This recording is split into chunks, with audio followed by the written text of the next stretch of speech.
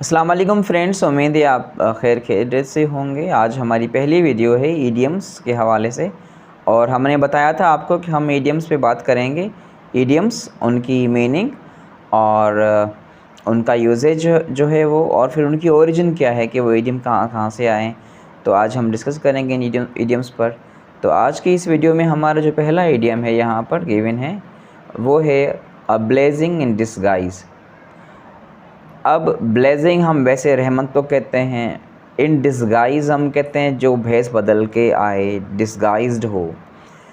अब यहाँ पे मैंने इसका जो है ना वो रोमन उर्दू में जो है ना इसका लिख दिया है, नुकसान में फ़ायदा नज़र आना।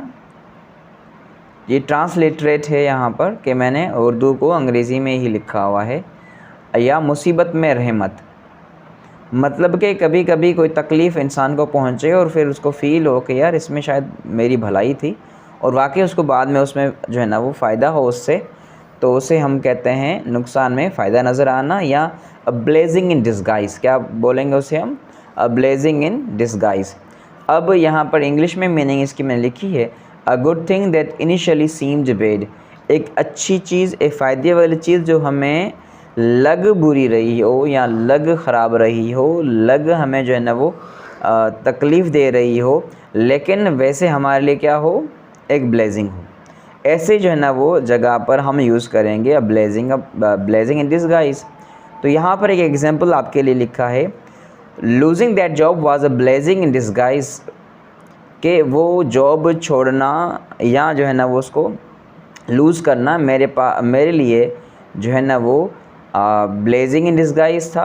ठीक है, मुसीबत में रहमत थी, जैसे कि क्योंकि because it pushed me to start my own successful business, क्योंकि अगर मैं वो जॉब करता रहता तो शायद मैं आज अपना बिज़नेस शुरू ना करता। मैंने वो जॉब छोड़ी, मुझे लग तो रही थी कि बड़ी परेशान कुन है, मुझे परेशानी हो रही थी, लेकिन क्या हुआ कि वो मेरे लिए क्या बन गई, वो ब्लेजिंग इन डिस्गाइज़ बन गई। और इस ईडियम की जो हम जो ओरिजिन देखें, जो कि ब्लेजिंग इन डिस्गाइज़ है, वो ओरिजिन क्या है? This phrase is attributed to the 18th century poet James Harvey. ये पोएट जेम्स हार्वे से इसका जो है ना वो लिंक है, उससे जो है ना वो ली जाती है। It reflects the idea that God's mercies are sometimes hidden within misfortunes, कि ये उस आइडिया से ली गई है कि जब अल्लाह ताला की, खुदा की जो रहमतें होती हैं वो कभी कभार इन मिसफॉर्चून्स में, इन परेशानियों में जो है ना छुपी हुई होती हैं। And only later is a true benefit revealed, और बाद में ही उसका जो है वो सही और जो है ना फ़ायदेमंद बात होती है, बाद में ही उनका जो है ना फ़ायदा नज़र आता है हमें। ठीक है, हमारा अगला इडियम है बीट अराउंड द बुश। अब बीट क्या होता है? मारने के लिए हम यूज़ करते हैं beat, he is beating somebody, ठीक है, आर ही इज़ बीटिंग। तो ये बीट जो है वो मारने के लिए आता है। अराउंड द बुश, बुशेस हम कहते हैं कोई घास ज़्यादा जो है ना वो लगी हुई होती है, तो उसके लिए हम बुशेस को यूज़ करते हैं। घास वगैरह हो जाए या झाड़ियाँ वगैरह इस तरह की हो जाएं, घास की तरह की, तो उनके लिए हम यूज़ करते हैं बुश को। और ये जंगलात में, मैदानों में, जहाँ पर जो है ना वो यहाँ खेतों की साइड ये बुशेस वगैरह होते हैं, तो ये मायना है कि बुशेस के इर्द गिर्द जो है ना वो मारना की मायना आ रही है इसमें। ठीक है, अब इसकी अगर मायना लेंगे वो ये है, गोल मोल बात करना या बात को घुमाना या असल बात पर ना आना। यहाँ पर आप देखें, which means to avoid talking about the main topic to speak indirectly, मतलब मेन टॉपिक को आप अवॉइड करो और आप इनडायरेक्टली जो है ना वो बाकी की बातें करो। जैसे मैं अगर कहूँ कि वो आपने जोक सुना होगा कि बाप ने अपने बेटे से पूछा, दो खबर तुम्हारा रिज़ल्ट क्या आया है? तो बाप ने कहा कि अबू वो फ़लाँ का बेटा भी फ़ेल हो गया है। अरे भाई तू अपना रिज़ल्ट बता। फिर पूछा कि अच्छा फिर तेरा रिज़ल्ट क्या आया? बोला फ़लाँ डॉक्टर है ना, उनका बेटा भी फ़ेल हो गया। तो ये बातें घुमा रहा था, अपना फ़िलहाल नहीं बता रहा था, इनडायरेक्टली जो है ना वो बातें घुमा रहा था। तो स्पीक इनडायरेक्टली का मतलब ये है कि जो है ना यहाँ पे हम बीट अराउंड द बुश हम यूज़ कर सकते हैं, विच मीन्स के गोल मोल बातें करना या बात को घुमाना, असल बात पर ना आना, उस तरह से हम इस पर बात कर सकते हैं। अब एग्जांपल हमारे पास क्या है? एग्जांपल यहाँ पर गिवन है, stop beating around the bush and tell me directly what the problem is, कि बातों को घुमाओ नहीं, मुझे जल्दी से सही से बताओ मसला क्या है। तो यहाँ पर हम इस तरह से इसको यूज़ कर सकते हैं। अब इसकी जो ओरिजिन है वो क्या है कि ये कहाँ से आया है। This comes from medieval hunting practices, ये कुछ हंटिंग प्रैक्टिसेस थी मीडिएवल दौर में, ठीक है। अब इसमें हंटर्स क्या करते थे, हंटर्स वुड हायर हेल्पर्स, ये हेल्पर्स को हायर करते थे जो क्या करते थे, to literally beat the bushes, ये झाड़ियों को या ऐसे घास को जो है ना वो डंडे मारते थे। टू फ्राइटन बर्ड्स, परिंदों को डराने के लिए क्या करते थे, ये परिंदों को डराने के लिए झाड़ियों को बुशेस को डंडे मारते थे। Birds out into the open where they could be caught easily, ये क्या करते डंडों को जो है ना वो जो मारते, डंडे मारते उनको बुशेस को, फिर परिंदे उनमें से उड़कर खुली हवा में या खुली आसमान की तरफ या जो है ना वो ओपन एयर में जब वो जाते तो वो क्या करते, उसको हंट करते, उनको मारते, ठीक है। As where they could be caught more easily, जहाँ पर वो आसानी से पकड़े जाते। Avoiding the need to go into the thorny bushes themselves, और वो खुद जो है ना उन कांटों वाली बुशेस में, झाड़ियों में या उस घास में खुद नहीं जाते थे, वो हेल्पर्स रखते थे और वो जो है ना उन बुशेस को। तो यहाँ से इस इडियम का जो है ना वो ओरिजिन आया है कि जो है ना वो बात को जो है ना वो असल बात पर ना आना, बात को घुमाना, इस तरह की मीनिंग इसकी है। अगले इडियम पर आते हैं हम जो कि है bite the bullet. Third idiom हमारा है बाइट द बुलेट, मतलब जो बुलेट होती है उसको काटना, मुंह में रखना। इस यहाँ पर मुश्किल काम करने पर रज़ामंद होना, इसकी माने क्या है हमारे पास, इसकी माना है मुश्किल काम करने पर रज़ामंद होना या सब्र करना, ठीक है। अब इसकी इंग्लिश मीनिंग भी लिखी है हमने आपके लिए, टू इंड्योर अ पेनफुल और अनप्लेजेंट सिचुएशन ब्रेवली, मतलब ऐसी जो है वो चीज़ को बर्दाश्त करना जो पेनफुल हो, अनप्लेजेंट हो, उसको बहादुरी से बर्दाश्त करना, ठीक है। अब एग्जाम्पल लिखा है हमने, I don't like going to the dentist, कि मुझे डेंटिस्ट के पास जाना पसंद नहीं है मैं नहीं चाहता मैं डेंटिस्ट के पास जाऊं। But I will just have to bite the bullet and get my tooth pull, पर मैं जो है ना ये इस मुश्किल काम करने के लिए रज़ामंद हुआ और मैं अपना दांत बाहर निकलवाऊँगा। अच्छा, अब इसकी ओरिजिन कहाँ से है, ये कहाँ से शुरू हुआ इडियम, ये ओरिजिन इसके बिफोर एनेस्थेटिक्स वर अवेलेबल। एनेस्थीसिया जब देते थे लोगों को बेहोश करने के लिए कि दर्द ना हो, कोई भी ऑपरेट होता है या कोई सर्जरी होती है तो उससे पहले क्या करते हैं, उसको एनेस्थीसिया देते हैं जिससे इंसान बेहोश हो जाता है, उसको पता नहीं चलता कि जो है ना वो उसके साथ क्या किया जा रहा है। तो ये जब नहीं था तो सोल्जर्स को क्या कर, जब सोल्जर्स की जो है ना वो सर्जरीज़ होती थी, जब सोल्जर्स जो है ना वो under going surgeries were given a bullet जब टू बाइट ऑन, कि इनको जो है ना वो फिर जब सर्जरी होती थी तो इनको गोली दी जाती थी जिस पे वो जो ना यूँ काट कर जो है ना जोर देते थे, to help them endure the pain and avoid screaming, इससे ये दर्द को बर्दाश्त करने के लिए इनको हेल्प मिलती थी और ये चिल्लाते नहीं थे। अब मुंह में कुछ होगा तो बंदा कैसे चिल्लाएगा, तो ये ओरिजिन है, इसको कहते हैं बाइट द बुलेट। और मायना क्या होगी कि मुश्किल फैसला लेना या जो है ना वो मुश्किल या जो फैसले के लिए रज़ामंद होना, ठीक है। उसके बाद हमारे पास यहाँ पर है अगला जो इडियम है वो है ब्रेक दी आइस। क्या है, ब्रेक दी आइस। वैसे तो इसकी माना है बर्फ़ को तोड़ना, लेकिन यहाँ पर इसकी जब मीन करेंगे, मायना करेंगे हम, वो है रस्मीपन ख़त्म करना। क्या है, रस्मीपन ख़त्म करना या फिर किसी जो है ना बातचीत की या किसी चीज़ की इब्तिदा करना, ठीक है।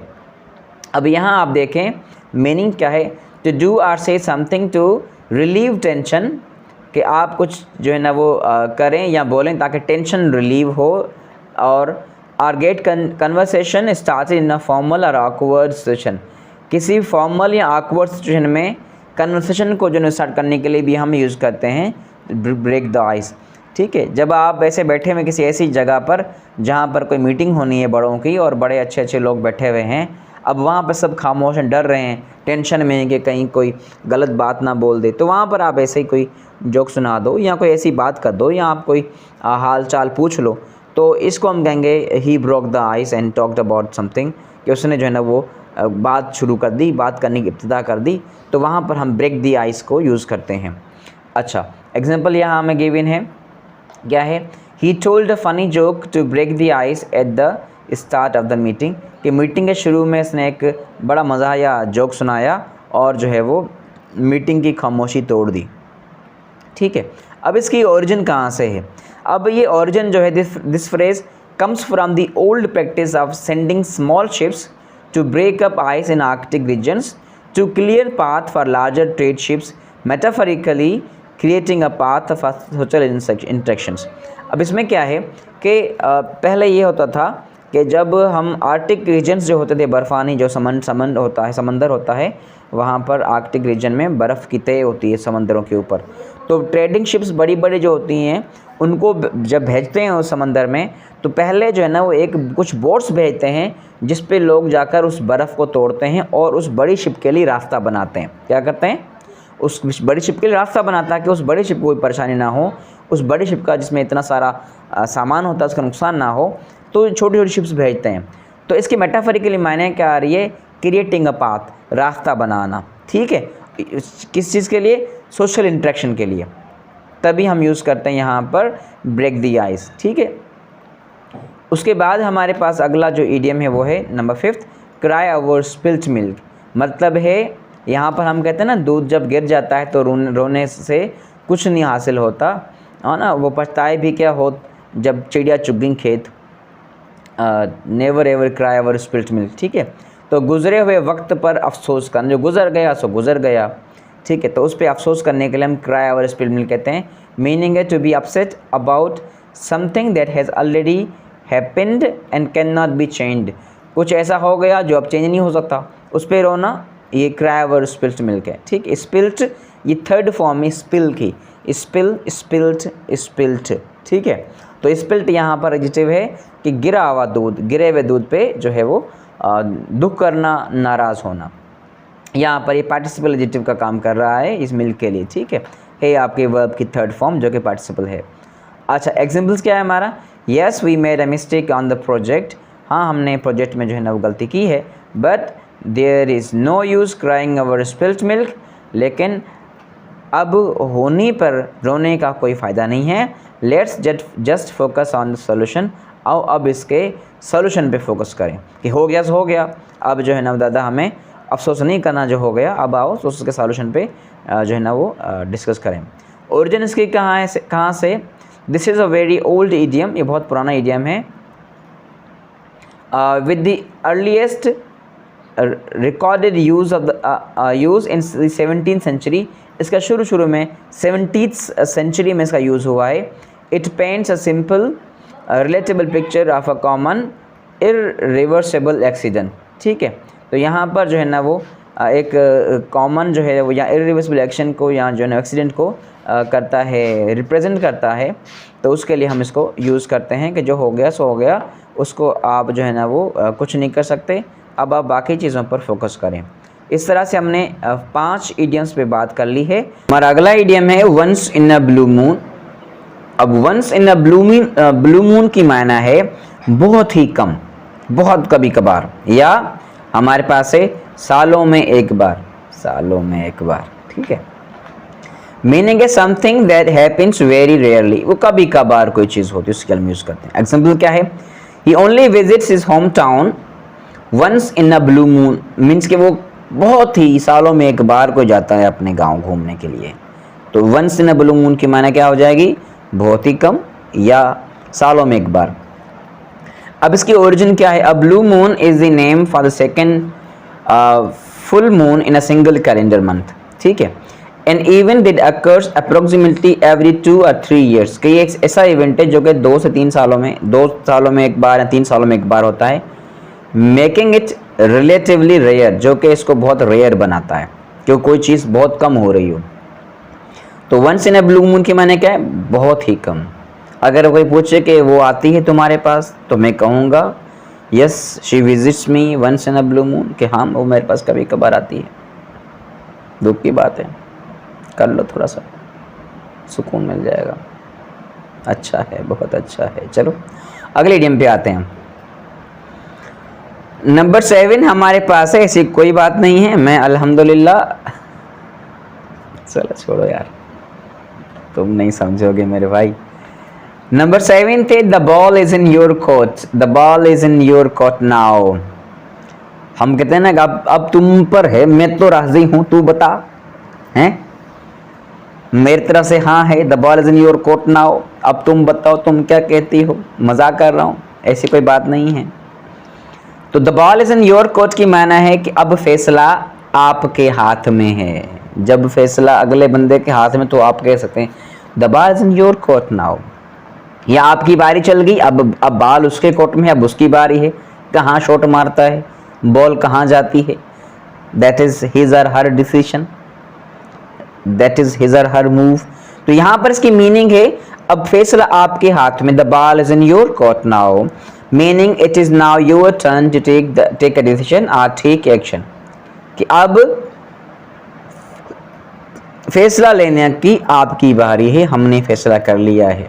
ठीक है, जैसे कि एग्जाम्पल है I made my offer the ball is in your court now, कि मैंने अपनी पेशकश कर ली है, आपको बता दिया है कि मैं ये करूँगा, अब आपकी जो है ना वो मर्जी है, आप बताओ आप क्या चाहते हो। ठीक है, ओरिजिन क्या है इसकी भाई, this idiom comes from tennis, ये टेनिस से आई है ये जो ईडियम है। ठीक है, way the ball literally moves from one player's court to the other's indicating whose turn it is to play. तो जिसमें बॉल जो है वो एक प्लेयर के कोर्ट से दूसरे प्लेयर की तरफ जाती है। टेनिस अगर आपने देखी हो, सानिया मिर्जा भी खेलती हैं लॉन्ग टेनिस जो है वो, जिसमें बॉल जो है वो एक कोर्ट से जो है ना दूसरे कोर्ट को जाती है। तो अब अगले की बारी होती है, उसकी मर्जी है कि सब शॉट लगाए, तो उसका फैसला होता है। तो the ball is in your court की माने क्या है कि अब फैसला लेने की तुम्हारी बारी है। ठीक है, नंबर 8 हमारी ईडियम है थ्रो थिक एंड थिन। क्या है ईडियम, थ्रो थिक एंड थिन। अब थिक कहते हैं जो डेंस चीज़ें हों, घनी हों, हम इसको यूं भी कह सकते हैं थिक को, क्योंकि मैंने कहा था मेटाफरिकल मीनिंग होगी। मेटाफरिकल मीनिंग वर्ड टू वर्ड नहीं होती, मेटाफरिकल मीनिंग जो है ना वो डिक्शनरी की नहीं होती, डिक्शन नहीं होता, वो इनडायरेक्ट मीनिंग होती हैं, कोनोटेटिव मीनिंग्स होती हैं और एसोसिएटेड मीनिंग होती हैं। तो यहाँ पर हम इन लफ्ज़ों की थिक एंड थिन की माने क्या है, थिक मतलब डेंस जो हो और थिन मतलब जो स्पार्स हो, डेंस ना हो। ठीक है, तो इसकी माने तो थिक एंड थिन की माने क्या है, हर हाल में, अच्छे और बुरे वक्त में। क्या माना हो गई थिक एंड थिन की, थ्रू थिक एंड थिन, हर हाल में, अच्छे और बुरे हाल में, through good times and bad times, under all circumstances, मतलब हर सूरत में इसको हम कह सकते हैं, हर हाल में। अब यहाँ पर एग्जांपल हमने आपके लिए दी है, माई best friend has supported me through thick and thin, कि मुझे जो है ना वो मेरे अच्छे दोस्त ने हर हाल में सपोर्ट किया है, अच्छे बुरे वक्त में सपोर्ट किया है। तो आप थिक एंड थिन को यहाँ यूज़ कर सकते हैं ऐसी सिचुएशन के लिए। ये अच्छा, मुझे आप बता दीजिएगा कमेंट में, अगर आप यहाँ तक वीडियो देखते देखते पहुँचे हैं तो मुझे बता दीजिएगा प्लीज़ कि मैं एक ही एग्जांपल रखूँ या 2 करूँ या 3 करूँ। 3 ज़्यादा हो जाएंगे। अगर आप 2 के लिए एग्री होते हैं तो आप मुझे बताइएगा कि हम अगर 2 एग्जांपल्स रखें तो ये ज़्यादा आसानी होगी कि हम उसका यूज़ ठीक से, मैं कभी कभार बता भी देता हूँ आपको यूजेज। ठीक है, तो आप बताइएगा मुझे कि मैं 2 एग्जांपल्स अगर रखूँ तो सही रहेगा आपके लिए। ये मेरे ख्याल से आपने नहीं देखा हो तो देख लीजिएगा। My best friend has supported me through thick and thin. इसकी ओरिजिन क्या है, this phrase is centuries old, ये सदियों पुरानी है, जैसे हम हैं सदियों पुराने हैं, ज़बां पे नए गाने हैं पर सदियों पुराने हैं, उम्मीद के तराने हैं पर सदियों पुराने हैं। originating from the idea of navigating through dense forest। अब ये कहाँ से ओरिजिन हुई है कि डेंस फॉरेस्ट जो होते हैं वहाँ से जो है ना वो जाना, वहाँ से रास्ता तलाश करने के लिए जो है ना वही आइडिया थिक हम यूज़ करते हैं डेंस फॉरेस्ट को। एंड स्पार्स फॉरेस्ट, और जो थिन होते हैं, जो घने जंगलात नहीं होते हैं, मतलब घने जंगलात में से भी रास्ते बनाना और फिर जो घने जंगलात नहीं होते उनमें से भी रास्ता बनाना। It was popularised by Geoffrey Chaucer, ये हमारे जोफ्री चौसर लिटरेचर के बहुत अच्छे राइटर हैं। ठीक है, in his famous work the Canterbury Tales, ये जोफ्री जो है ना वो चौसर की कैंटरबरी टेल्स जो है वो एक बहुत बड़ी नज़म थी, उसमें इसने इसको जिक्र किया है थिक और थिन को। तो वहाँ से इसकी जो है वो ओरिजिन है through thick and thin, which means हर हाल में, अच्छे और बुरे वक्त में, हम उसको इस तरह से यूज़ करेंगे। उसके बाद हमारे पास 9th जो हमारा इडियम है वो है व्हेन पिग्स फ्लाई, कि जब पिग्स उड़ेंगे, which means something which is impossible, which will never happen, कि ऐसी चीज़ जो कि इम्पॉसिबल है, जो कभी नहीं होगी, उसके लिए हम यूज़ करेंगे व्हेन पिग्स फ्लाई, कि जब पिग्स उड़ेंगे तब। कभी नहीं होने वाला काम, कभी नहीं होने वाला काम मीनिंग है इसकी कुआं सफ़ेद हो जाए, ठीक है, ये भी यहाँ पर लिखा हुआ है। तो मीन्स कि जो काम कभी नहीं होने वाला, इम्पॉसिबल है, उसके लिए आप कहें I will buy an iPhone when pigs fly, मैं आईफोन खरीदूंगा व्हेन पिग्स फ्लाई, मीन्स कि मैं कभी नहीं खरीद पाऊंगा, ठीक है। तो when pigs fly something that will never happen, कि जो चीज़ कभी ना हो उसके लिए हम यूज़ करते हैं जो है ना व्हेन पिग्स फ्लाई। तो यहाँ पर एग्जाम्पल हमें गिवन है he'll clean his room when pigs fly, कि कोई ऐसा बंदा है जिसने कभी अपना रूम साफ़ ही नहीं किया, उसके लिए कोई कहता है कि भाई तुम कभी नहीं करोगे, तो ये जो है ना हम ऐसे बोल सकते हैं he'll clean his room when pigs fly। तो इसकी जो ओरिजिन है वो क्या है, this hyperbolic phrase has been used since the 1600, ये 1600 सेंचुरी से जो है ना वो, या 16 सेंचुरी नहीं कहेंगे, 1600 ईस्वी से ये चल रही है। पिग्स आर हैवी होते हैं, लैंड बेस्ड एनिमल्स होते हैं, making the idea of flying an absolute impossibility, और ये उड़ने के आइडिया को जो है ना बिल्कुल नामुमकिन बनाते हैं। हेंस द मीनिंग, और ये मायना भी इसके इसलिए जो है वो नामुमकिन की में आता है कि जो कभी चीज़ नहीं होने वाली हो, ठीक है। तो ये जो ओरिजिन है इसकी, ये भी बहुत पुराना है, ये हाइपरबोलिक जो है ना फ्रेज है व्हेन पिग्स फ्लाई, जो काम कभी ना हो, ठीक, उसके लिए यूज़ करेंगे। अब हमारा इस वीडियो का लास्ट जो हमारा इडियम है वो है अ पीस ऑफ केक, जो शायद मैंने आपके इंट्रो की वीडियो में मैंने ऐड किया हो। अ पीस ऑफ केक की माने क्या है, बहुत आसान काम, या आप कहें ABC, it's an ABC for me, it's a piece of cake for me, और आप इवन कह सकते हैं it is a cup of coffee और कप ऑफ टी। तो जो चीज़ आसान होती है उसको हम जो है ना वो इस तरह से piece of cake, cup of tea, cup of coffee, ABC हम कह सकते हैं। तो हमने यहाँ पर जो हमारा इडियम है लास्ट वाला ये है piece of cake, which means something very easy, बहुत आसान काम, something that is very easy to do, ठीक है।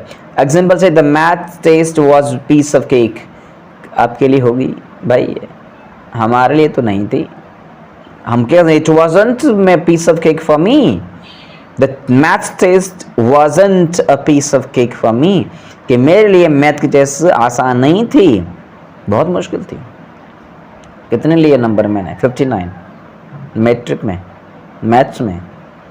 क्लास में होशियार थे, बहुत होशियार थे, बाहर निकलते सब गायब। चलो छोड़ो, कहाँ बैठ गए। अब इसकी ओरिजिन क्या है वो हम डिस्कस करते हैं। It is believed this phrase originated in the 19th और अर्ली 20th, ये 19th सेंचुरी या अर्ली 20th सेंचुरी में जो है ना ये फ्रेज शुरू हुई थी यूज़ होना। The idea is that eating a piece of cake is an easy and enjoyable task. ये ऐसे आइडिया आया है कि जो केक खाना जो काम है वो आसान है और इन्जॉयबल है। So any task described as much as such must be simple. तो अगर किसी भी टास्क को हम पीस ऑफ केक के हिसाब से उसको रिलेट करेंगे, उस तरह का बताएंगे, तो हम कहेंगे कि ये बहुत आसान है, इन्जॉयबल है, खाने में आसान वगैरह वगैरह। तो ये इसकी जो है ना वो ओरिजिन है यहाँ पर। तो आप जो है ना वो मुझे कमेंट में इन सारे इडियम्स में से किसी भी एक या दो या तीन इडियम्स को यूज़ करके मुझे कमेंट करिएगा, ताकि हम देखें कि आपको वो चीज़ें समझ में आई हैं कि नहीं। तो हमने आज इस वीडियो में 10 कोई इडियम्स को जिक्र किया है, डिस्कस किया है। उम्मीद है आपको ये वीडियो और ये सीरीज़ अच्छी लगेगी। मुझे कमेंट करिएगा ज़रूर कि वीडियो आपको कैसी लगी, और साथ में बताइएगा कि हम इसमें क्या क्या अच्छे से इम्प्रूवमेंट्स ला सकते हैं। आप सबका बहुत बहुत शुक्रिया। मेरे चैनल को सब्सक्राइब करते रहें, देखते रहें और एंजॉय करते रहें, सीखते रहें। Bye bye.